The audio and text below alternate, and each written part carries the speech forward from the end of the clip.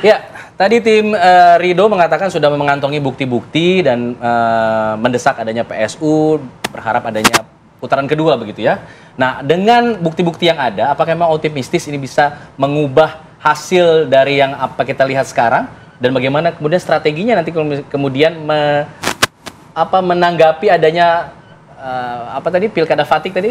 Election fatigue seperti apa tuh? Nanti? Jadi sedikit kembali ke mengapa sih kita mempertanyakan proses ini? Karena kalau kita lihat kenapa ada proses demokrasi, kenapa ada pilkada? Karena kita ingin memilih pemimpin yang dipilih oleh mayoritas warga yang mempercayakan hak politik mereka kepada pemimpin tersebut. Itu kenapa ada proses demokrasi. Ya. Sekarang, kalau proses demokrasi itu tidak berjalan dengan ideal, di mana yang memilih juga 50% doang dari populasi, itu sangat sedikit dibandingkan dengan daerah lain, dibandingkan dengan sejarah pilkada sebelumnya. Ya. Yang kedua, yang milih pun suaranya disalahgunakan, gitu kan.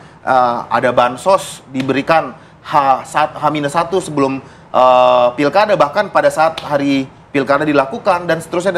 Artinya hak politik mereka di-abuse. Udah yang milih sedikit, fatigue katanya, yang milih pun hak politiknya di-abuse, yang nggak milih pun hak suaranya disalahgunakan. Jadi ini melanggar prinsip demokrasi yang ada, di mana tidak ada legitimasi politik terhadap yang nanti terpilih atau dinyatakan terpilih, walaupun secara teknis dan secara hukum mereka bisa menang. Jadi yang kami kejar itu dulu. Jadi mohon dipahami bahwa ini bukan pertarungan untuk memperoleh kekuasaan, tapi memastikan bahwa demokrasi berjalan kembali sesuai dengan the ideal demokrasi.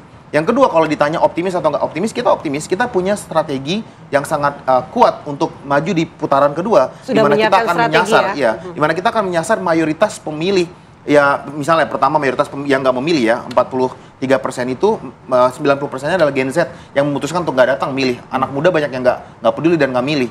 Ini menjadi ceruk suara yang akan kita sasar, dan kita semangatnya itu lebih kepada ayo kita rayakan pesta demokrasi ini gitu, agar legitimasi politik dari pemimpin yang nanti kita pilih itu diterima dengan baik. Ya, gimana caranya kemudian mengajak mereka? Kalau misalnya kita melihat berkaca dari sejarah, setiap ada putaran kedua lah atau PSU, pasti jumlah partisipannya lebih sedikit. Tapi tidak serta-merta benar, Mas. Pilkada Jakarta 2017 putaran kedua itu lebih banyak. Lihat aja angkanya.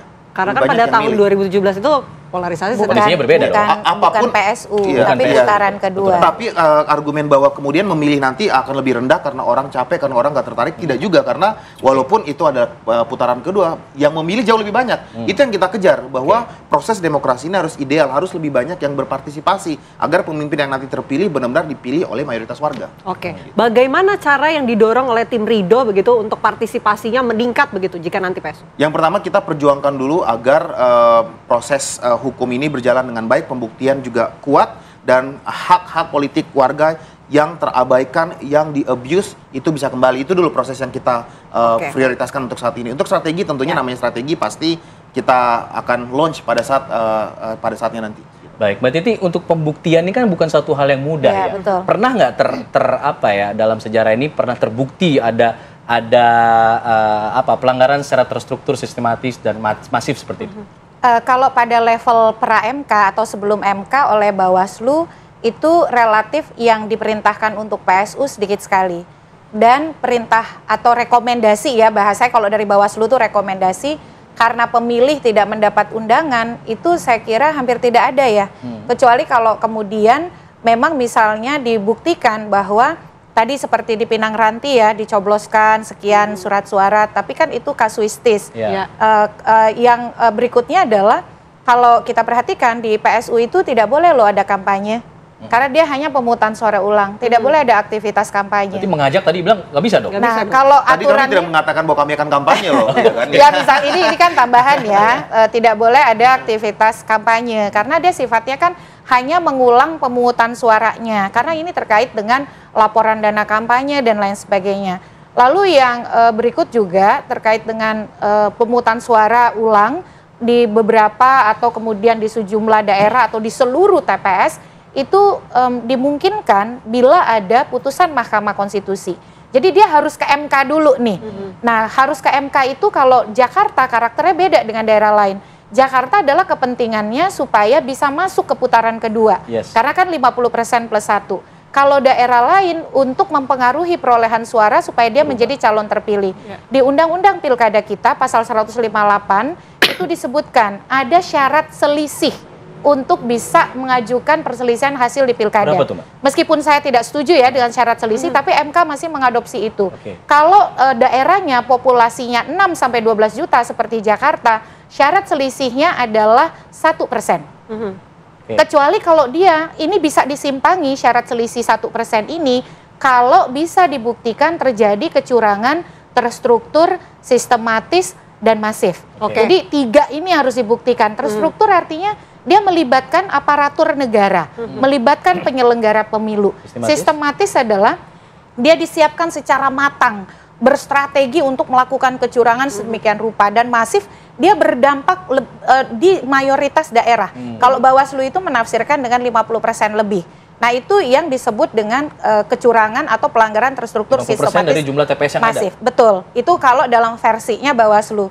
Nah, jadi antara itu dia memang betul kata Mas Hensat tadi, Hensat atau Hensa ya, mempengaruhi perolehan suara atau dalam konteks Jakarta mempengaruhi bisa masuk ke putaran kedua atau tidak. Dan kalau dari basis selisih suara saja itu 1%. Nah, terkait dengan angka pengguna hak pilih, kalau kita lihat yang kurang dari 50% itu selain Jakarta juga ada Sumatera Utara. Sumatera Utara itu bahkan angka partisipasinya lebih rendah daripada Jakarta begitu.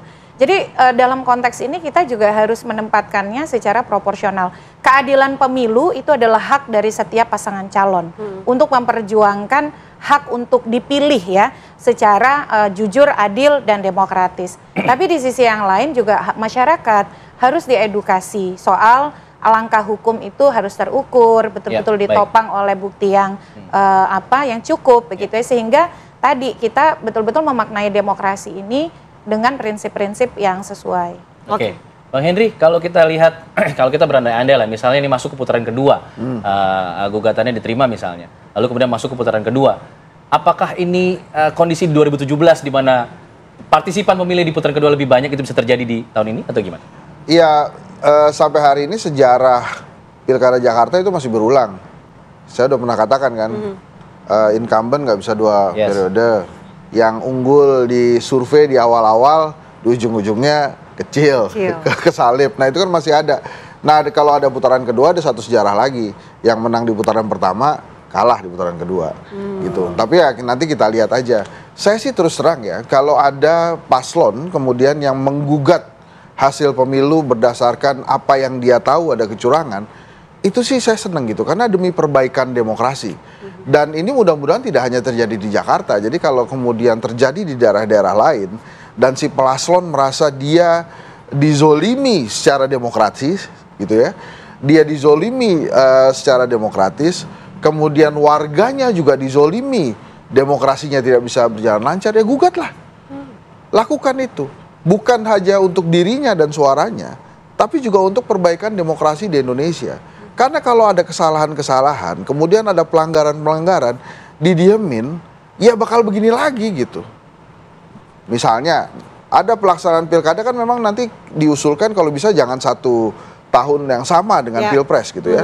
Diusulkan ada lagi, PJ lagi 2 tahun gitu ya, supaya tidak bersamaan. Jadi 2029 ada PJ 2 tahun, jadi 2031 baru ada pilkada lagi. Ya silakan aja. Namanya juga demokrasi. Kita kan juga nggak tahu model demokrasi apa yang terbaik. Tapi kalau kemudian ternyata demokrasi justru membunuh negara, pada saat demokrasi justru merugikan masyarakat, ya evaluasi aja terus, nggak apa-apa. Jangan kemudian pasrah, saya udah kalah, ya udahlah gitu, nanti ikut lagi. Ya jangan gitu juga gitu. Jadi diperjuangkan aja terus, karena ya jangan-jangan emang demokrasinya juga lagi mikir-mikir, ini cocok nggak saya ada di Indonesia? Jangan-jangan Indonesia ini not my type gitu. Ya boleh, ya jadi maksud saya adalah kita berjuang aja terus. Berjuang terus, jangan pasrah. Itu disampaikan oleh Bang Hensat. Dan masih kita akan lanjutkan dialog kita usai jeda. Tetaplah bersama kami pemirsa di Apa Kabar Indonesia Pagi.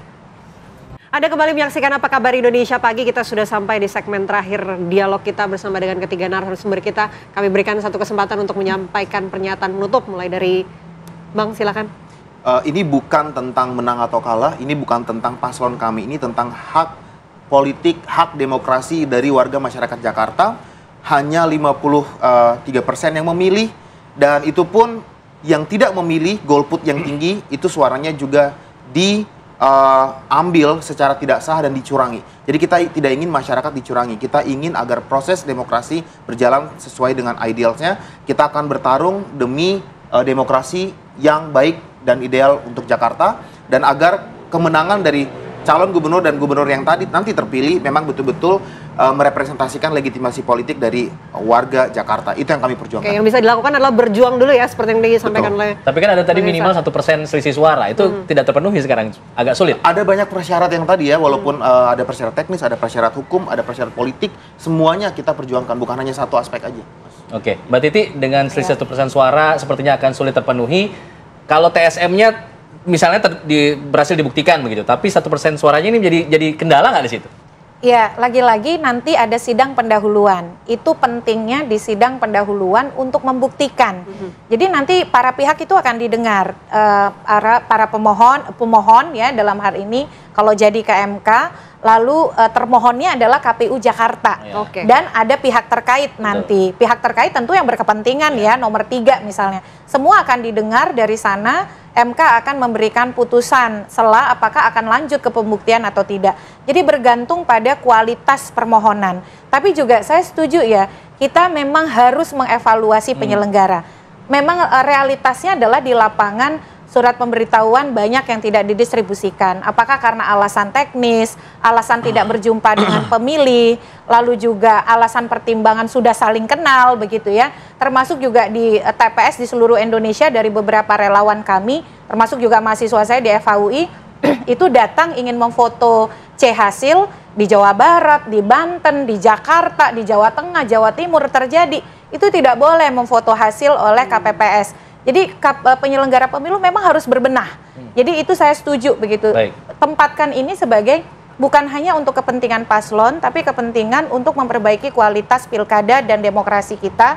Satu sisi juga nanti kalau proses hukum sudah dijalankan, bisa menerima hasil apa yang sudah diputuskan dan kita lanjut ke depan begitu. Oke, berbenah dan juga melakukan evaluasi. Bang Hensat. Ya kan cerita pilkada ini banyak. Ada yang tiba-tiba didiskualifikasi, yang didiskualifikasi suaranya lebih banyak dari yang ikut gitu. Tapi ya, karena dia baru ya. Nah, itu dia. Itu juga sebenarnya inkonstitusional tuh tanpa menyediakan kolom kosong. Nah, itulah makanya maksud saya adalah kalau memang ada cerita-cerita yang lucu-lucu, kan Anda ini kan maju pada saat mendapatkan rekomendasi mewakili keinginan rakyat.